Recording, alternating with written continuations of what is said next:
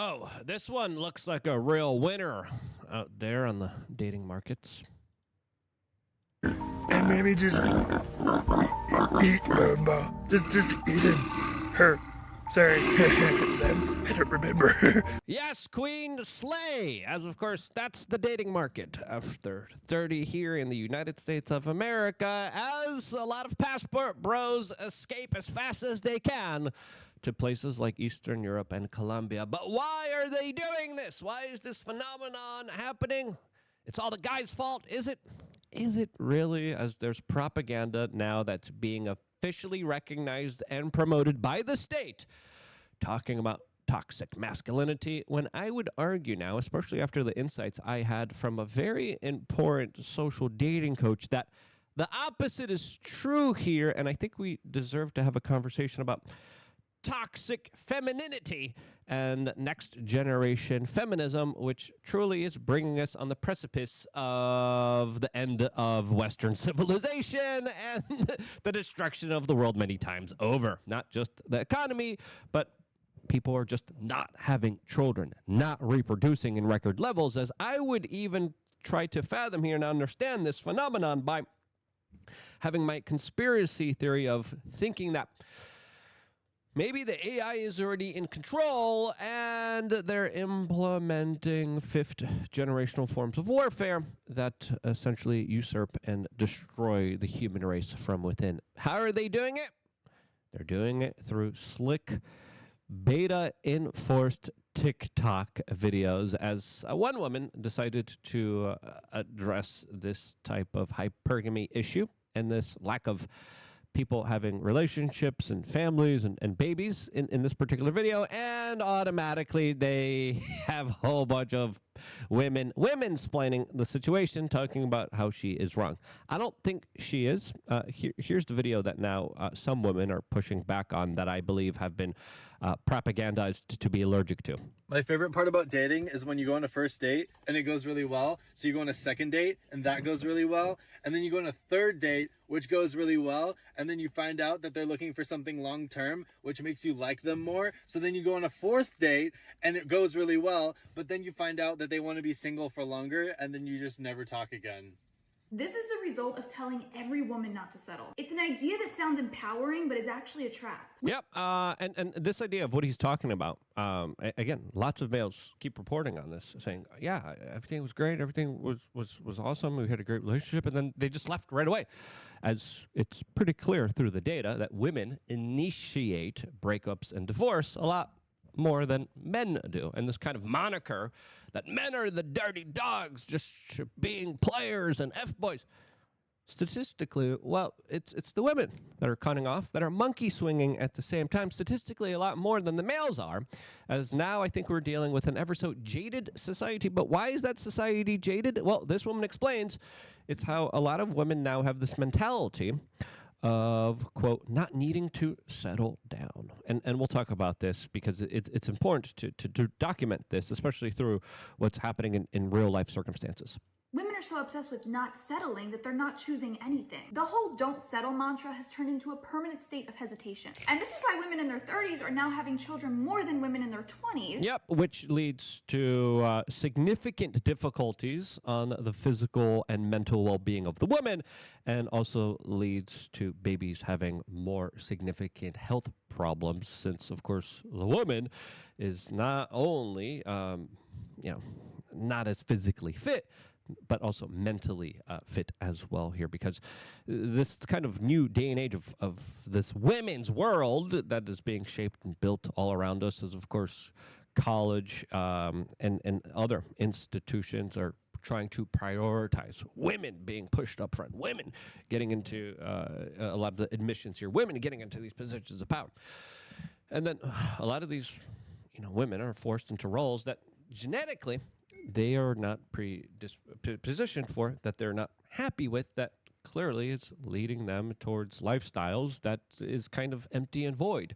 As modern feminism really, I think, is perfectly exemplified by this propaganda initiative that was first started by the Rockefeller family and other kind of industrialists that wanted to, of course, have a bigger voting base, have a bigger worker base, have a bigger tax base. And therefore, they were able to take the children and put them into another institution that the Rockefellers really loved. And that was, of course, the Department of Education, as they were the ones that built this kind of curriculum and this type of, I would say, absolutely out-of-date system that clearly is there meant to subjugate, control, and institutionalize people into the system that, of course, is very predatory. And what have we seen when women have entered the labor markets, the job markets? Well, the price of labor went down, obviously, because there's now more labor available to them. And now a lot of women who previously could have been working at building up the family, building up social cohesion, social relationships, they are working for the faceless corporation that they are dedicating their lives to. And then when they realize, holy crap, we were scammed here. We're in debt because of this college institution, which is pretty predatory and awful. Now we have to work for these horrible corporations that serve no real kind of purpose other than just trying to shill and make money.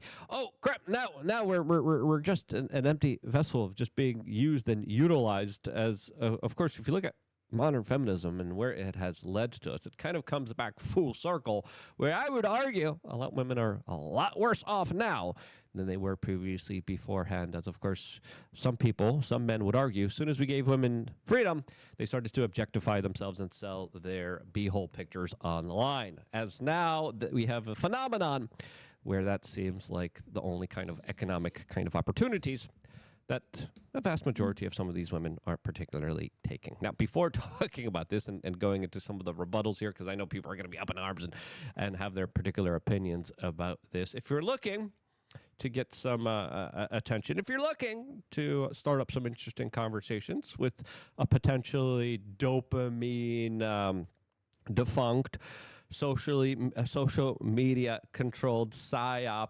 chemically, biologically, and mentally poisoned woman, you can by getting a shirt on thebestpoliticalshirts.com and wearing it like I do. And once you wear the shirt, you're kind of out there in either social gatherings, barbecues, at the bank, at the grocery store, and then women just start coming up to you. And they're like, oh, what is this? Microplastic-free what? I take payments, and the clientele is exclusive, ma'am. Eyes up here. Eyes up here. This is what I tell the women when I go. Eyes, listen. You can look at me here, okay? All right? You flip the game on them, boys. That's how you do it. That's how you do it. And some people would, of course, call this the ultimate form of peacocking, but it's really just a form of self-expression, which I think a lot of guys, and we'll get to the guys too, because there's a problem with guys too, being addicted to adult content, being addicted to short-term dopamine kind of pleasures with like video games. Women are addicted to other forms of things like that. But I think a lot of guys also placate a lot of these women, lied to these women in order just to get some hanky-panky, and then this leads to this kind of grandeur of delusion that majority of women are facing right now, that is leading them off of this cliff that will end Western civilization, that I think could be engineered as a form of a totalitarian, technocratic eugenics operation. Anyway, look at this one. This is a nice shirt here. This one definitely will get the right lady in your life. Thebestpoliticalshirts.com. Get it. You support us. You support yourself. You support, you're doing your own form of lazy activism by getting a shirt here. The one I got right now, You Will Own Nothing by Klaus Schwab, and you will be happy. Also available on thebestpoliticalshirts.com. Let's continue on with this particular video, and then let's go off some of the rebuttals and some of the women that are hangry. Give them a sandwich. They're hangry. Put some form of meat in their mouth. Put some biltong in there, too. Make them happy. Which is causing birth rates to plummet. Women have been sold a lie, and they're never going to find love if they're constantly waiting for the next best option. The longer you chase perfect, the longer you end up alone. Cognac, espresso martini. So good. Yep, absolutely. I think this woman is spin. I think this woman is absolutely right, as some people are rebutting this, including, of course, online commentator Hannah Cox, who says, take a quick look at the relationships around you, and you will find most women are very far away from the line of having standards that are too high. It's actually laughable to suggest. What? Okay. This could be because you are so socially programmed to want the best and greatest thing that you've been socially programmed to, of course, see men, specifically white men in TV commercials, in movies, in TV series, all look fat, stupid, and pathetic, that you just think they're all fat, stupid, and pathetic. And you're kind of doubling down on your notion. Yes, these men, your women have standards? No, they don't. Look at the type of men that they're with. They're with horrible men. Maybe you just view men as horrible. Maybe that's why you have this particular viewpoint here. Maybe. Again, now this is just a suggestion here. She's saying, look at the insane numbers of women dating men whose bills they have to pay. Women now have more economic opportunities. You know, they always called for equality, but they don't want to be the construction workers. They don't want to be the plumbers. They always talked about men earn more. Men work harder, longer, and work jobs that women will never work here. You just want the best type of office job for you, where you're going to be complaining about the temperature in the office there. But again, yes, women now have a little bit more money, but women who have a lot more money don't want to date men that don't have less money. And for her to kind of put this notion on here that this is true here, I would absolutely disagree with in more ways than one here. She's talking about women are dating drunks and abusers and gamblers. Yes, some women have some very poor dating choices there, as they clearly, through hypergamy, choose to, of course, go after the top males, and they would rather be with the top males than they would want to be with the average Joe out there. There's even particular studies looking into how vast majority of the dating apps are highlighting how the average male user has significantly fewer likes and matches compared to female users, the average female user, who, of course, receive an overwhelmingly amount of huge likes. But who does the average woman like? Oh, she only likes the top percent of males that receive on average 37 likes. The average male receives no matches, 1 like. The top 10% of males in their field. So this is a woman's own choices here, choosing to try to date up, as the average man is trying to date the average woman. The average woman, though, is trying to date the celebrity, the athlete, and those guys are just perpetual F-boys because they have it.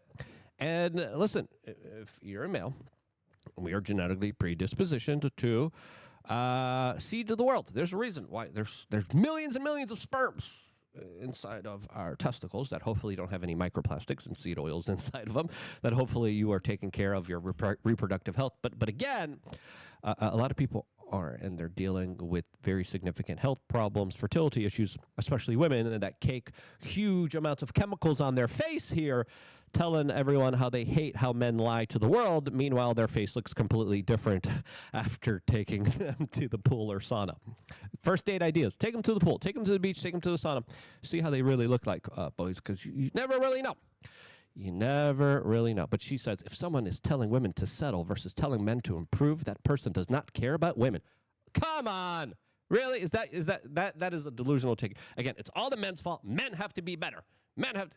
Sure, I get it. And that's the kind of onus of male masculinity here. But we cannot underplay the significance of hypergamy that's happening right now, that is gassing up and creating these levels of delusions for these women. As I would say, the males here, liking all these women, the males here, acquiescing to their kind of crazy wishes and demands here, is the issue, is the problem. There's a very eye-opening Taylor Lorenz kind of interview where she specifically talked about how Luigi was someone that, of course, was sought after, so was very attractive. As there was a specific role here where I think this highlights the kind of mentality of, you know, a lot of the women. And I tested it out this myself. I was out and I was like, hey, do you find this Luigi guy, Luigi Manion, you know who you're talking, do you find him attractive? And then you saw the women's like eyes light up here. And I'm like, I'm going to stay the hell away from you. Especially that feel like, oh my God, right? Like, here's this man who's revolutionary, who's famous, who's handsome, who's young, who's smart. He's a person that seems this morally good man, which is hard to find. It's so hard to find. But the point in this interview that I found interesting was that this guy right here said specifically, you know, these women would rather Luigi Manion than they would rather swipe right on me. And that's exactly what the issue is. And these are the type of selections that women are making on end here. And maybe the problem isn't that men have to be better. Maybe women have to start choosing the average Joe who, of course, maybe doesn't have the six-pack. Maybe doesn't have the six-figure job. Maybe doesn't have this kind of insane type of lifestyle that you try to, of course, copy and reiterate, as I would argue that women are more susceptible towards marketing and propaganda.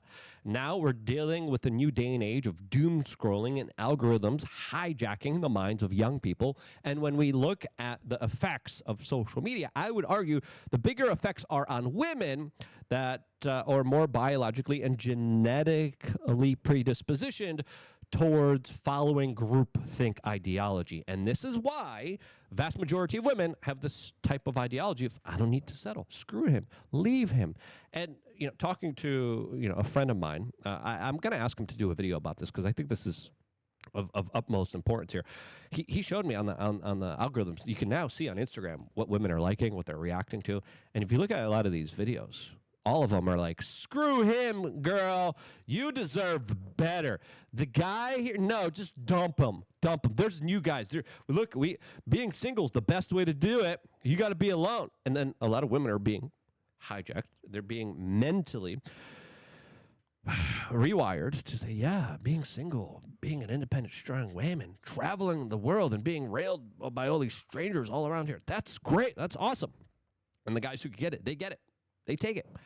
Vast majority of the guys don't get it, and then they turn to online content, which is desensitizing them, disassociating them with actual reality, with actual love, with actual pair bonding, which I would say it is at a record low. And I think this woman actually told the truth. Hannah, I would just respectfully disagree with here, and I think her notion is a little bit skewed by the amounts of propaganda that she probably has been initiated with that has played a major significant role on her subconscious that views men as fat, stupid, weak, and idiotic. Now, it is very hard to find partners because a lot of women, vast majority of them, are dealing with huge anxiety issues. Why are they dealing with huge anxiety? This is doom scrolling. This is the social media. This is the dopamine that literally is being freaking zapped in their brains that they are becoming hoodwinked to. There's a reason that vast majority of women are now trying to look like the same Instagram algorithm here. And again, the studies are clear. Women more susceptible to propaganda. I would argue that they're being propagandized, that the algorithms are specifically, and this is my theory, and this is my conspiracy theory, are being suggested towards stopping relationships, stopping marriages, stopping children. It's almost as if there's already an artificial intelligence that could be very vastly more powerful than the human mind and the human intellect that could say, as Yuval Harari said in his own speech at the World Economic Forum, that there's going to be a lot of useless people out there and we have to get rid of them in one way or another. The AI, the intelligence, singularity could be here, and this superior intelligence could say, these people are not going to be needed. We're going to make sure we're just going to, we could take them out Terminator style. That's kind of messy. That's kind of ugly. They're going to fight back, and then they have that Terminator movie to rally behind. Or we could hijack their minds here. We could go after some of the mentally weakest, more susceptible to propaganda, and we could propagandize them that being independent is better than having a family, than procreating, than repopulating. And I think that's the scenario that's unfolding right now. And even though we're having a lot of people within the state, within the government, within the media talk about male toxic masculinity, let's be honest with ourselves, there's also a huge wave of female toxic femininity and feminism that you go through some of the Instagram. I went through my friend's Instagram. He was showing me. He was like, look, it's all women saying guys ain't ish, guys suck, guys need to be treated like crap, guys, there's multiple, they don't have feelings. It's a massive dehumanization effort. And that dehumanization effort also plays in part with also the adult content out there that's available to them. But vast majority of women, huge anxiety. Vast majority of men, huge problem with adult content and also all other impulse control. But I would argue, since the science is clear, women are more susceptible to this. Women are more of a liability here and more of a bigger problem here because of their kind of predisposition to nature and genetic traits and and characteristics that allow them to be a bigger, more negative voice in all of this than men. And that's where I disagree with Hannah. And that's where I agree with this particular woman here that made this point here. If you agree, share this video. Again, start to peacock and start to live life to your fullest extent. Get some funny shirts on thebestpoliticalshirts.com. Life is short. Try to find someone nice. Shannon Sharp is a perfect example why, listen, there's a lot of liabilities out there, not many sure things. Find the sure things in life, appreciate them when you have them, and try to resist the psychological fourth, fifth forms of generational warfare out there that are meant to set up the technocratic eugenics operation that's already at play here, that's already devastating and destroying humanity from within. Stop it now. I love you guys. Stay tuned for more here on youtube.com/wearechange.